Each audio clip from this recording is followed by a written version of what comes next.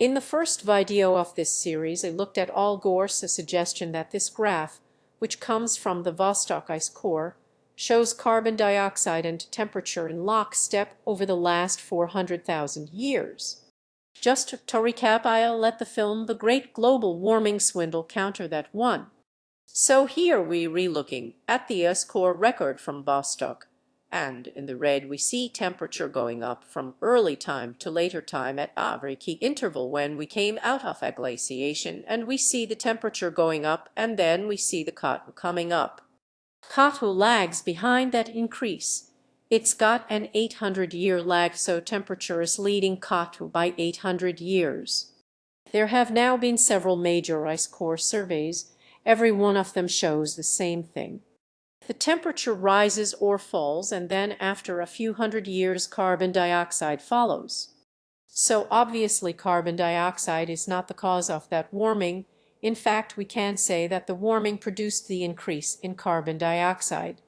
And that's absolutely right. Researchers say carbon dioxide was not the cause of the initial warming during any of the recent deglaciations. The most likely trigger was the Milankovitch cycles, changes in the Earth, tilt and orbit that caused more insulation. In climatology, something that triggers higher temperatures is called a forcing. So greater insulation due to the Earth orbit is called orbital forcing or insulation forcing.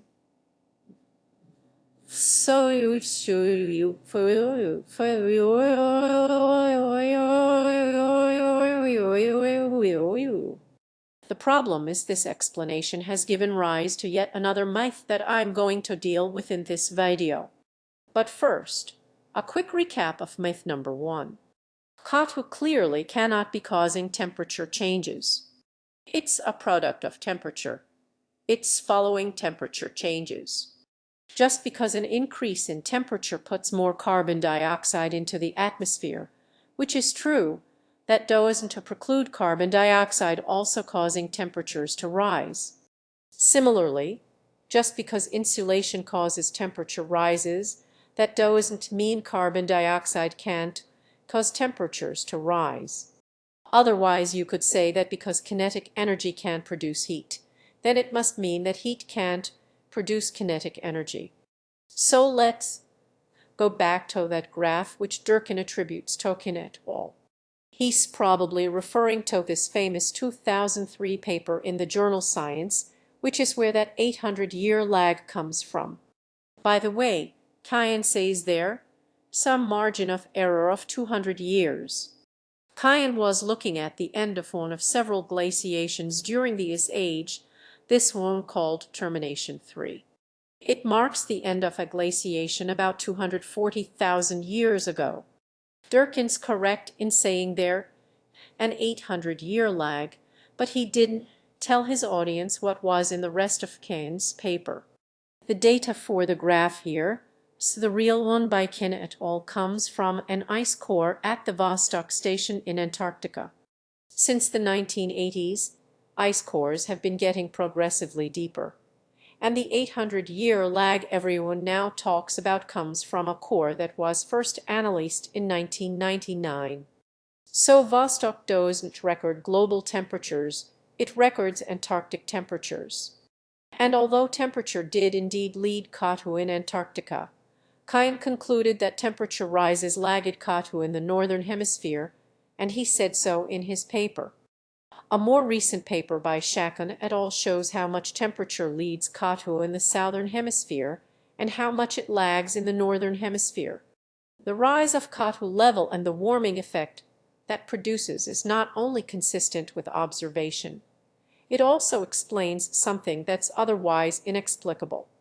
A paper by Lorius et al. Shows that insulation has varied by only 0.7 watts per square meter over the last 160,000 years. In other words, that any amount of forcing due to the Earth's orbit wasn't enough to defrost miles of thick ice covering a large part of the planet. It was the amplification of this initial warming by other factors, mostly greenhouse gases, that gives us the complete picture, which goes like this. The initial warming at the end of each glaciation was probably caused by orbital forcing.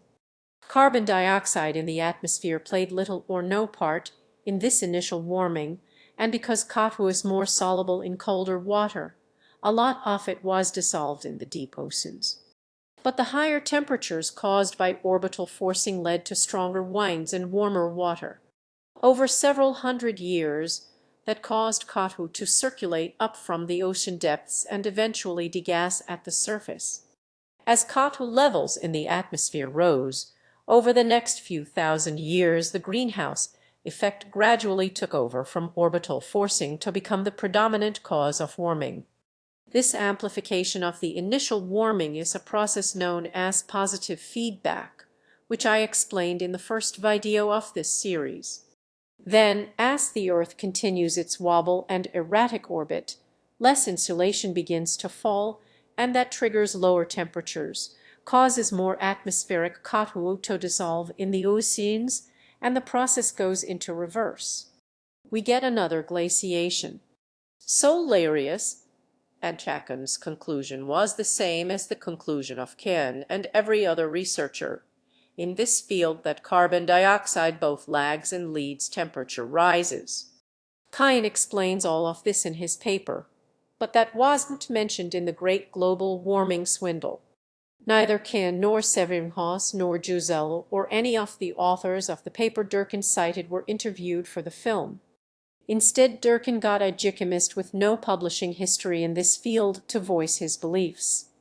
If he and Clark has some reason for believing that CO2 can't lead as well as lag, he does tell us what it is. Neither does he publish a paper showing his evidence. Of course, it's possible that real climate researchers are all corrupt and hurriedly made up this nonsense in order to explain the embarrassing fact of the time lag, because it threatened to scupper their hoax. Here, what civil engineer Frank Lanzner wrote about the 800-year lag on What's Up with That. This is the climate debate.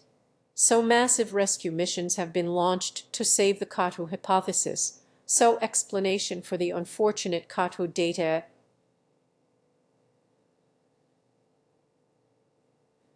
So F4 that says that this says the view, city the view, the who whoa who do lose you lose you why oh why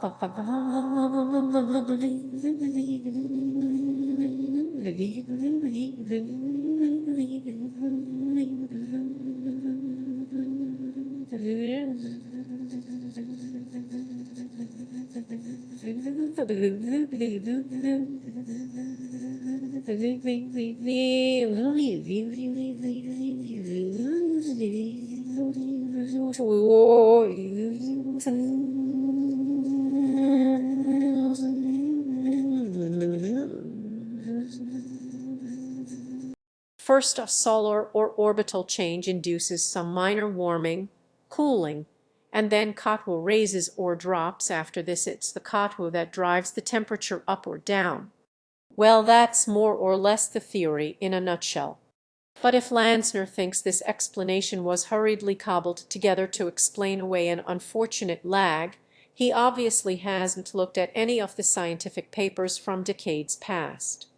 I've done a trawl through the scientific literature, and there was no question that since at least the 1980s researchers had been expecting carbon dioxide to lag the initial temperature rise.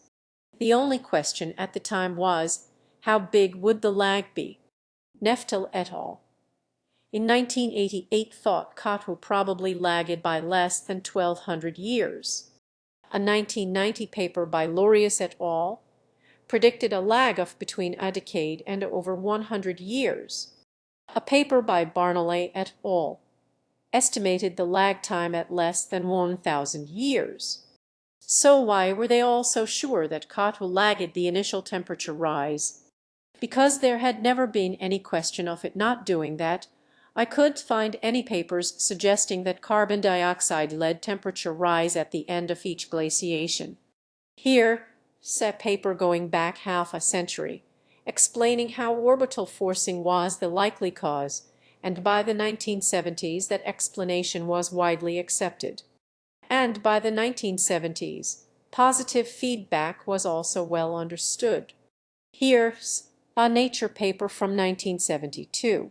It was talking about warming predicted because of a 20th century rise in carbon dioxide, but the same principle applies whatever the cause of warming. A rise in temperature of the oceans will itself release additional CO2 to the atmosphere and provide a positive feedback, tending to enhance slightly the carbon dioxide effect.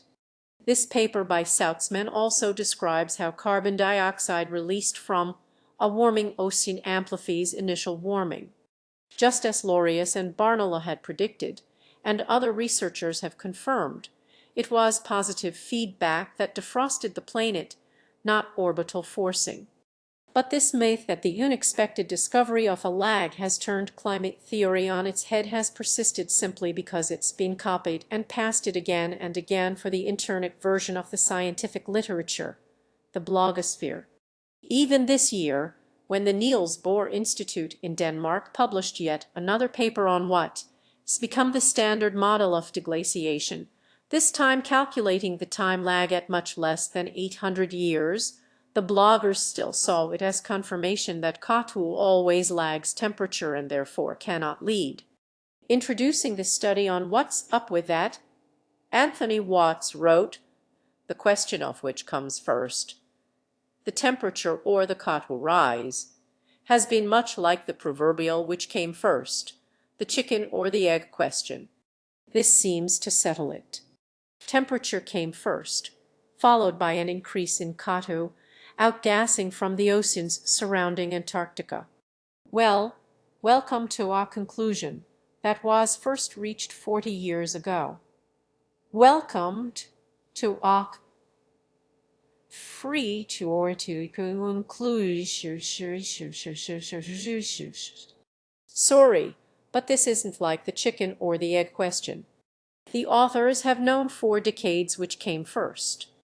I know I am repeating myself, but just how hard is it to check these past papers? Even the news release accompanying the study and reprinted right below Watts' statement belied the chicken or the egg metaphor and confirmed exactly what I've been saying. The stated to the chicken or the egg ping, ping, ping, ping, ping, ping,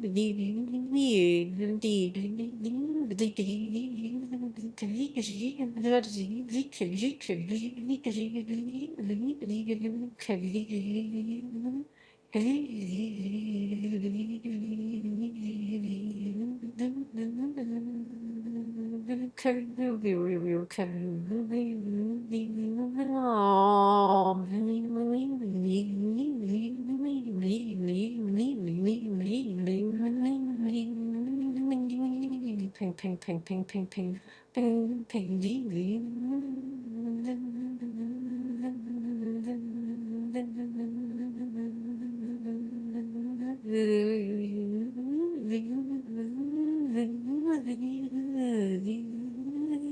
It had previously been thought that as the temperature began to rise at the end of this age, an increase in the amount of CO2 in the atmosphere followed with a delay of up to 1,000 years. And further down, also reprinted on WhatsApp with that, the same news release said this: the global temperature changed naturally because of the changing solar radiation caused by variations in the Earth's orbit around the Sun, the Earth's tilt, and the orientation of the Earth's axis. The natural warming of the climate was intensified by the increased amount of CO2 in the atmosphere. Sound familiar?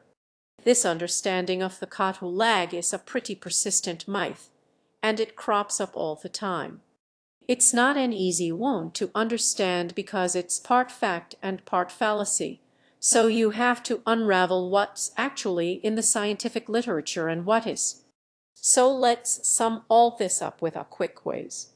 Published papers clearly shows that it is always the temperature rises first by at least several hundred years to a few thousand years, and then the carbon dioxide curve responds.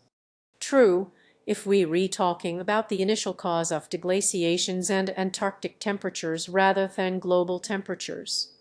Willie soon doesn't make that clear, but let's give him a point anyway. And since researchers predicted this lag over 20 years ago, then of course they deserve a point too. Temperatures go up, then CO2 concentrations go up. CO2 does not drive temperatures. Carbon dioxide may in fact follow the atmosphere temperature change as opposed to being a leading indicator.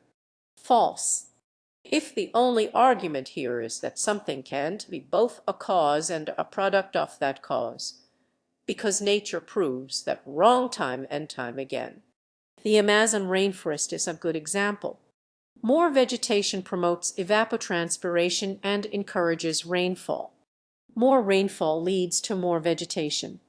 More vegetation promotes evapotranspiration, and so on.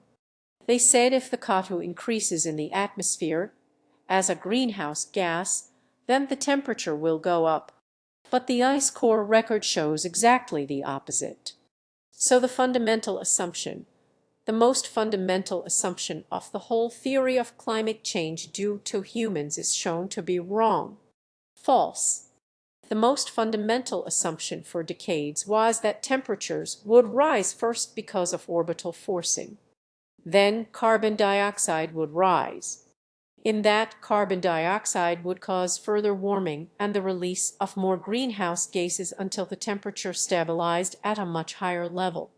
These assumptions, if Ball wants to call them that, turned out to be correct. At the end of that round of scores there, at the end I score. So either the critics don't to know the whole story or they read deliberately ignoring it. I don't to know which it is, and as always I'm not going to ascribe motivation. All I can do is show what's in the scientific literature and cite the sources so that you can check it.